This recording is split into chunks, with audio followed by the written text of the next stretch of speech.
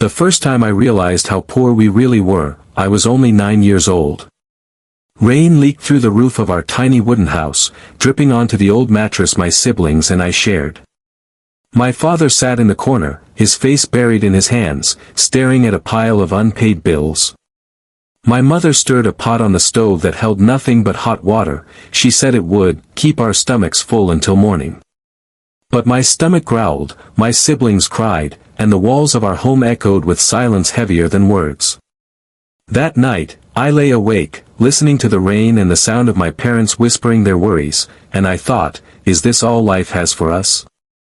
I didn't know then that these tears, this misery, would someday fuel the fire that changed everything.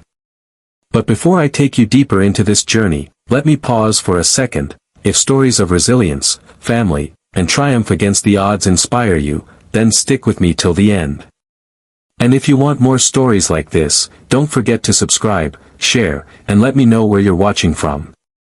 Now, let's dive in. I grew up as the oldest of 3 children. My father, John Miller, worked construction jobs, carrying bricks and mixing cement under the scorching summer sun.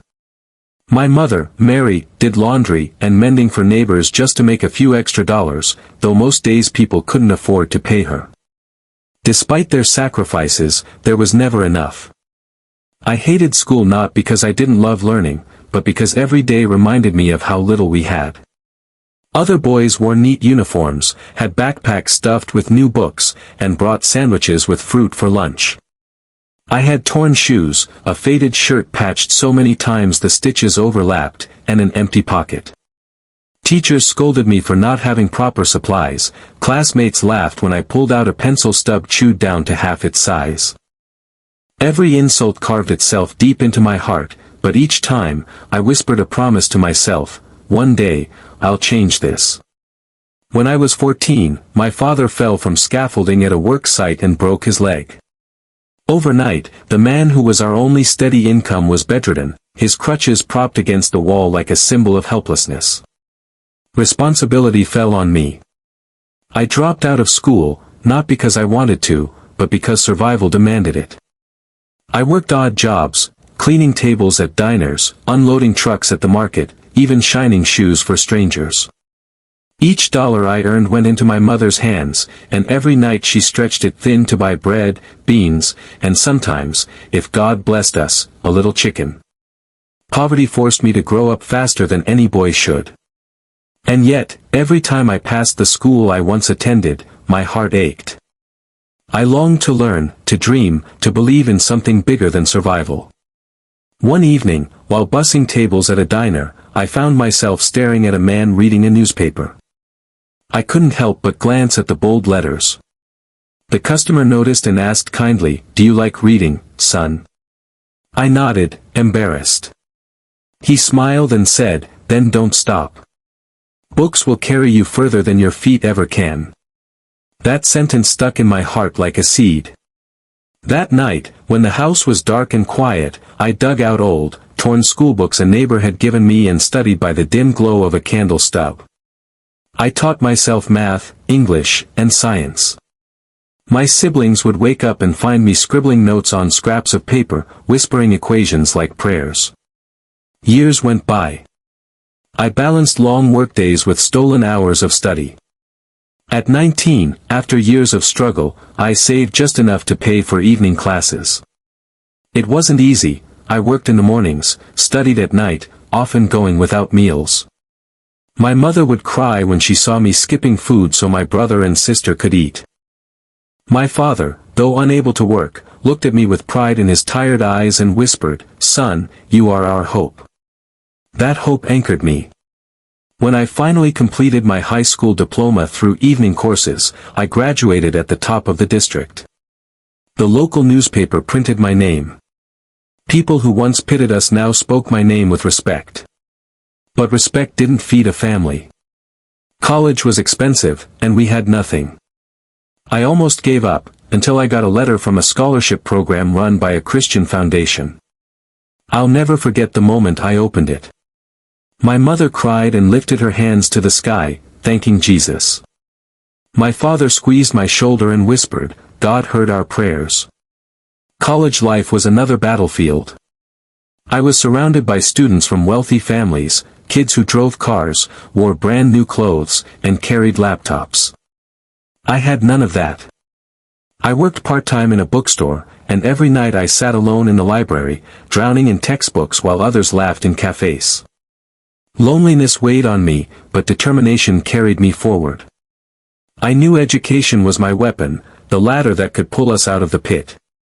In my final year, desperate to help at home, I started tutoring neighborhood children. It began with just 2 kids at the kitchen table. But soon parents started telling others. 2 kids grew to 10, then 20. Word spread, that boy teaches with patience. He understands. By graduation, I had more than 50 students coming to me for lessons. That's when a new idea sparked. What if I started my own academy? It sounded impossible. I had no money, no building, no connections. But I had knowledge, faith, and the fire of poverty burning in me. After graduation, while my classmates chased corporate jobs, I rented a damp basement with peeling paint and broken chairs. With borrowed chalkboards and second-hand books, I started New Hope Academy. My first students were 5 kids, their parents paying barely enough to cover rent. But I poured my heart into teaching them. Soon, more families came, trusting me because they knew my story. They saw I came from their struggles, I understood their pain. Within a year, the academy had grown to 100 students. I hired teachers, added computer classes, and moved to a bigger space. What started as a dream became a mission, to give children what poverty almost stole from me, a chance. But success didn't come easy. Competitors tried to push me out, banks refused to loan me money, and even some relatives mocked me. But every setback reminded me of the nights I slept hungry, the humiliation of torn clothes. And I told myself, I will not let another child feel this way. 5 years later, New Hope Academy had become one of the most respected institutions in the city. Hundreds of children studied on scholarships. My brother went on to become an engineer, my sister a nurse. My father, though still limping, walked proudly through the academy halls, shaking parents' hands. My mother, who once washed clothes for pennies, now managed the scholarship fund that gave opportunities to children like us. The day we moved into our own house, a simple brick home with enough rooms for everyone, I stood at the doorway and cried.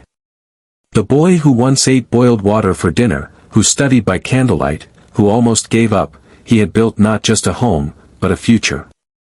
Poverty had nearly destroyed us, but faith, education, and hard work became our redemption. Looking back, I see that true success wasn't in the money, the house, or even the academy. The true success was proving that no matter how heavy the chains of poverty are, they can be broken. If you're listening to this and you're struggling, remember my story. You might be walking through fire right now, but one day, those flames will shape you into something unbreakable. And before I end, let me say this. If stories like mine inspire you, don't forget to subscribe, share this with someone who needs hope, and drop a comment about where you're watching from. Who knows? Your story might be the next one I tell. Because dreams are free, but turning them into reality? That's what makes life worth living.